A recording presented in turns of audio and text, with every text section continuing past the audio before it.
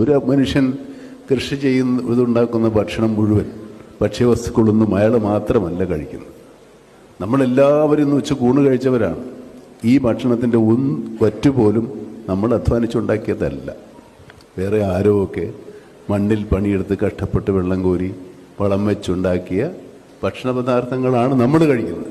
അപ്പോൾ അത് അവരെ ഓർക്കാനും കൂടെയാണ്. അങ്ങനെയുള്ള ആളുകൾ ഇതിൻ്റെ പിന്നിൽ ഇങ്ങനെ ഒരു ത്യാഗം കൂടെ ഉണ്ട് എന്ന് മനസ്സിലാക്കുകയും കൂടി ചെയ്യുന്നതാണ്. അവരൊക്കെ ചേറിൽ കാല് വയ്ക്കുന്നത് കൊണ്ടാണ് നമ്മൾ ചോറിൽ കൈവയ്ക്കുന്നത്. നമ്മുടെ നാട്ടിൽ നമ്മുടെ മണ്ണിനോട് പണിയെടുക്കുന്നതും അന്തസ്സാണ്. ആ അന്തസ്സാണ് ഇപ്പോൾ രാജൻ ബാബു അനുഭവിച്ചു.